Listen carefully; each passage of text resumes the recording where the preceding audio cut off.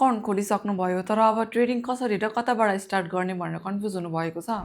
आजको टाइममा सेयर मार्केटको काम फुल्ली अनलाइन भएको छ, तर धेरैजनालाई ट्रेडिङ कसरी स्टार्ट गर्ने भन्ने कुरा अझै क्लियर छैन।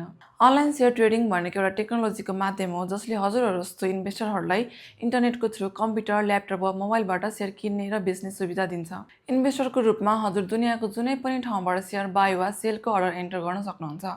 अब जुनसुकै ठाउँभन्दा हजुरले सोच्नु भएको होला कि विदेशबाट पनि ट्रेड गर्ने आइपिओ भर्ने गर्न मिल्छ त। यदि हजुर नेपाली सिटिजन हो भने हजुरले नेपालको सेयर मार्केटमा जता बसेर पनि मजाले ट्रेड गर्ने आइपिओ भर्ने गर्न सक्नुहुन्छ।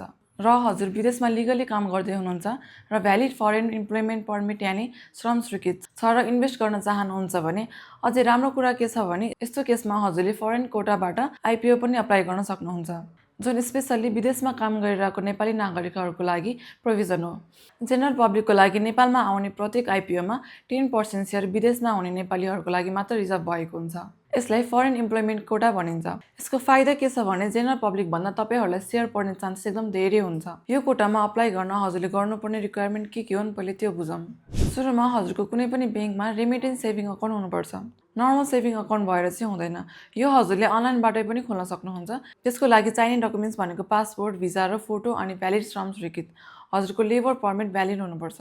अनि सेकेन्डमा आइपिओ खोल्नुभन्दा पछिल्लो 6 महिनाभित्र तपाईको त्यो रेमिटेन्स अकाउन्टमा विदेशबाटै लिगली कम्तीमा 50,000 पनि पठाएको हुनुपर्छ, जुन चाहिँ सेल्फ रिमिट हुन जरुरी छ। अरूले पठाएको पैसा भन्दा पनि आफ्नै कमाइ हुन जरुरी छ। अब अप्लाई गर्ने प्रोसेस के छ त? सुरुमा बैंक अकाउन्ट खोल्दा नै डिम्याट र मेरो सेयर लगइन पनि लिनुहोस्। यदि तपाईसँग डिम्याट र मेरो सेयर अकाउन्ट अलरेडी छ भने चाहिँ रेमिटेन्स सेभिङ अकाउन्टसँग लिङ्क गराउनु होला।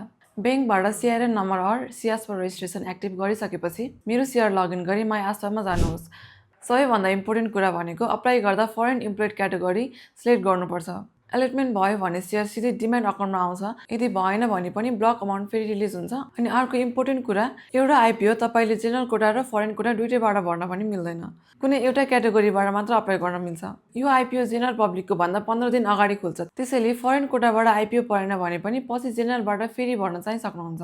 अब कुरा गरौँ स्टार्ट कताबाट गर्ने भनेर। हामीले लास्ट भिडियोमा कसरी अनलाइनबाट नै सबै रिक्वायर्ड अकाउन्टहरू खोल्ने भनेर स्टेप बाइ स्टेप गाइड गरेका थियौँ। अब त्यो अकाउन्टहरू खोलिसकेपछि नेक्स्ट के गर्ने भनेर धेरैजना कन्फ्युज हुनुहुन्छ होला। यो भिडियो हेरेपछि तपाईको त्यो कन्फ्युजन क्लियर हुनेछ र सेयर मार्केटमा एक्चुअल ट्रेडिङ स्टार्ट गर्नको लागि सबैभन्दा पहिलो काम भनेको टिएमएस को लगइन डिटेल लिने हो। सो अब स्टेप 1 बाट सुरु गर्दा डिटेल्स लिनको लागि सबैभन्दा पहिला ब्रोकरको अफिस जानुहोस् या अनलाइनबाट नै केवाइसी फर्म फिलअप गरेर अपडेट गर्नुहोस्। केवाइसी अपडेट नगरी अनलाइन ट्रेडिङ गर्न मिल्दैन। केवाइसी भेरिफाई भएपछि ब्रोकरले हजुरको ट्रेडिङ म्यानेजमेन्ट सिस्टम टिएमएसमा इन्भेस्टर अकाउन्ट खोलिदिन्छ। त्यसपछि ब्रोकरले हजुरको इमेल एड्रेसमा युजर नेम र टिएमएसको लिङ्क पठाइदिन्छ। हजुरले ब्रोकरले पठाएको युआरएल युज गरेर या पठाएको लिङ्कमा क्लिक गरेर पासवर्ड रिसेट गर्नुहुन्छ या पठाएको लिङ्कमा क्लिक गरेर पासवर्ड रिसेट गर्नुपर्छ। ब्रोकरले टिएमएस लगइन युआरएल पनि प्रोभाइड गर्छ। यो युआरएल युज गरेर इन्भेस्टरले नेप्से अनलाइन ट्रेडिङ सिस्टम नोट्समा लगइन गर्न सक्छन्। अनि अर्को याद राख्ने कुरा भनेको चाहिँ सबै ब्रोकरको टिएमएस लगइन युआरएल फरक हुन्छ। अब नेक्स्ट स्टेप भनेको पासवर्ड रिसेट गर्ने।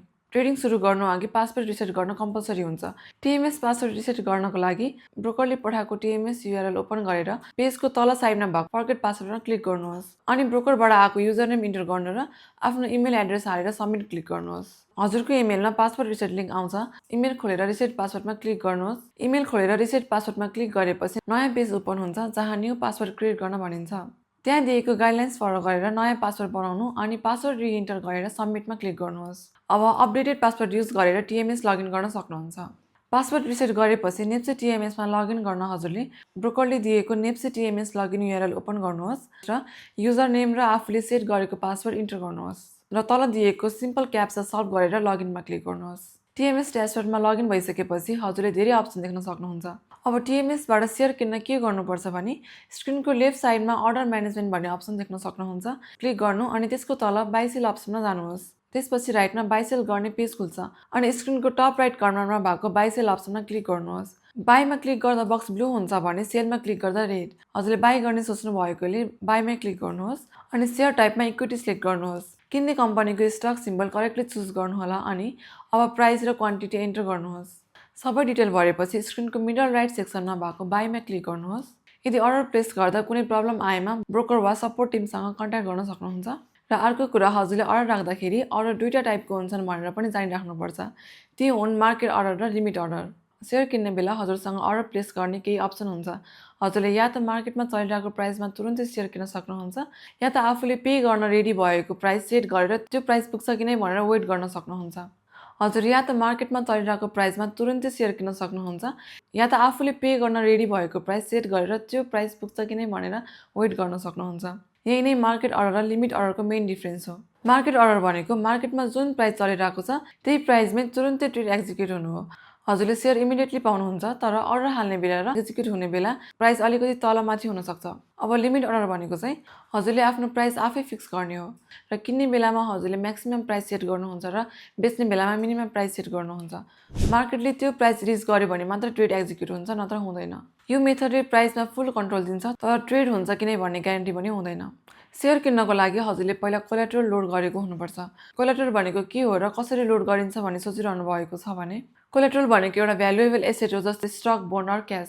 सिम्पली भन्नुपर्दा कोलेट्रल भनेको ब्रोकरसँग राखिने एउटा सेक्युरिटी हो, जसको युज ट्रेड अर्डरको पेमेन्ट तिर्न नसक्दा हुन्छ। कोलेट्रल लोड भएपछि ब्रोकरले हजुरलाई ट्रेडिङ लिमिट दिन्छ। ट्रेडिङ लिमिट भनेको चाहिँ हजुरले कतिसम्मको सेयर किन्न सक्नुहुन्छ भन्ने पावर हो। जस्तै 1:1 रेसियोमा ₹5,000 डिपोजिट गर्नुभयो भने 10,000 सम्मको ट्रेडिङ गर्न सक्नुहुन्छ। सिमिलरली 1:3 मा 15,000 र 1:4 मा 20,000 सम्मको ट्रेडिङ लिमिट हुन्छ। यदि ब्रोकरले 1:4 प्रोभाइड गर्छ भने हजुरको 25,000 को कोलेट्रलले 1 लाख सम्मको ट्रेडिङ लिमिट दिन्छ। यो रेसियो ब्रोकर अनुसार फरक पर्छ, कुनैले 1:1 दिन्छ, कुनैले 1:2, 1:3 या 1:4 सम्म पनि दिन्छ। अब हेरौँ कोलेट्रल लोड गर्ने स्टेपहरू। फर्स्टमा टिएमएस ड्यासबोर्डमा लगइन गर्नुहोस्। लगइन भइसकेपछि फन्ड म्यानेजमेन्टमा जानुहोस्। त्यहाँबाट कोलेट्रल म्यानेजमेन्टमा क्लिक गर्नुहोस्। अनि लोड कोलेट्रलमा गएपछि अनि त्यहाँ हजुरले डिफ्रेन्ट पेमेन्ट मेथडहरू देख्न सक्नुहुन्छ। त्यहाँबाट आफूले एलिजिबल हुने पेमेन्ट मेथड चुज गरेर ट्रेडिङको लागि ट्रान्सफर गर्न चाहनु भएको अमाउन्ट इन्टर गर्नुहोस्। पछि रिफरेन्सको लागि मिनिङफुल रिमार्क लेख्नु, जस्तै क्लाइन्ट आइडी वा फोन नम्बर। सबै डिटेल भरेपछि सबमिटमा क्लिक गर्नु र ट्रान्सफर कन्फर्म गर्न यसमा क्लिक गर्नुहोस्। यदि हजुरले कनेक्ट आइपिएस चुज गर्नुभएको थियो भने कनेक्ट आइपिएसमा साइन इन गर्नु र डेबिट अकाउन्ट सिलेक्ट गर्नु अनि सबमिटमा क्लिक गर्नु। अब ओटिपी इन्टर गरेर सबमिटमा क्लिक गर्नुहोस्। यसरी तपाईँको कोलेट्रल टिएमएस अकाउन्टमा सक्सेसफुली लोड हुन्छ।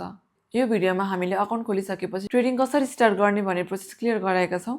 टिएमएस लगइन कसरी लिने, पासवर्ड रिसेट कसरी गर्ने र बाई अर्डर कसरी हाल्ने, अनि मार्केट अर्डर र लिमिट अर्डरको फरक, अनि कोलेट्रल लोड र अनि ट्रेडिङ लिमिट के हो भन्ने सबै बेसिक कुरा कभर भयो। अब तपाईँले नेक्स्ट स्टेप के हो भनेर कन्फ्युज हुनुपर्ने छैन।